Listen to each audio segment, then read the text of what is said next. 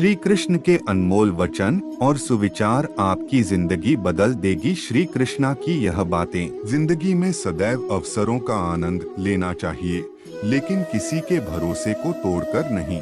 जिंदगी में भरोसा एक ऐसी चीज है जिसे प्राप्त करना वर्षों की मेहनत के समान है। फिर भी यह प्राप्त हो या नहीं यह भाग्य पर निर्भर करता है, किंतु भरोसे को तोड़कर पुनः प्राप्त करना यह संभव नहीं है। इसलिए जिंदगी में अवसरों का आनंद सदैव ले, लेकिन भरोसे को कभी टूटने ना दें।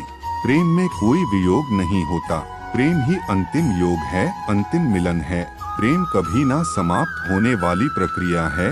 जिस व्यक्ति को प्रेम हो जाता है वह फिर जीवन और जीवन के बाद भी प्रेम के वशीभूत रहता है।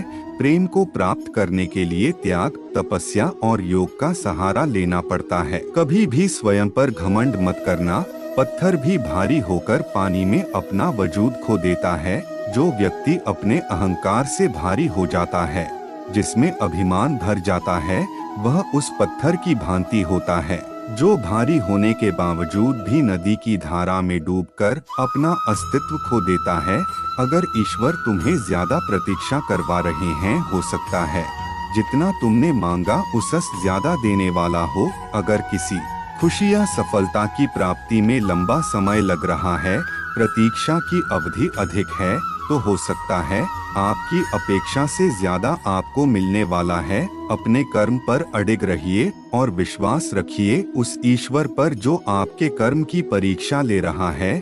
जीवन ना तो भविष्य में है और ना ही अतीत में, जीवन तो बस इस पल में है, केवल इस पल में। जो लोग जीवन को भूत और अतीत के भरोसे छोड़ देते हैं, उन्हें श्री कृष्ण सावधान करते हैं। जीवन का अर्थ ना भूत है ना भविष्य, जीवन केवल और केवल वर्तमान है।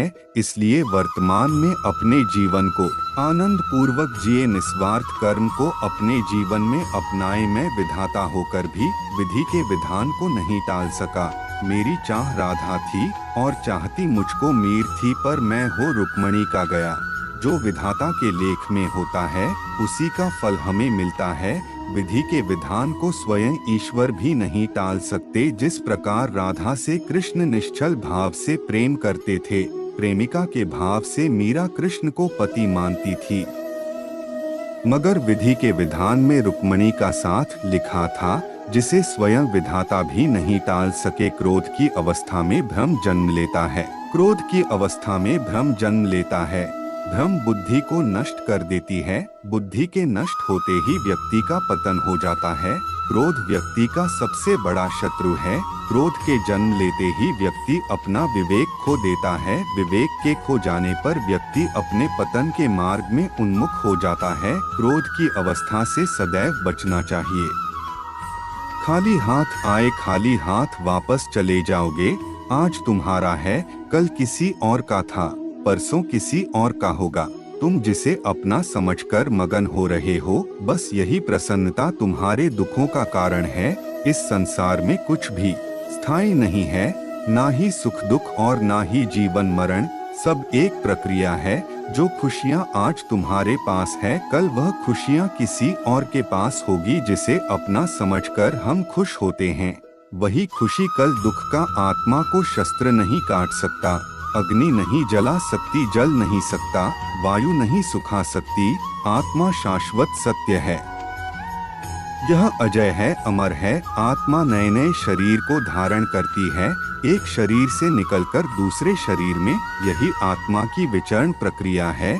इस आत्मा को ना तो किसी शस्त्र से काटा जा सकता है, ना ही अग्नि इसे जला सकती है। कोई जल इसे बुझा नहीं सकता और यह किसी वायु से सुख नहीं सकती। दोस्तों, आज का वीडियो है समाप्त करते हैं, मिलते हैं अगली वीडियो में। अगर वीडियो अच्छा लगा हो तो चैनल को सब्सक्राइब और वीडियो को लाइक जरूर करें और अपने परिवार, अपने दोस्तों के साथ वीडियो जरूर शेयर करें। तब तक के लिए जय श्री कृष्ण।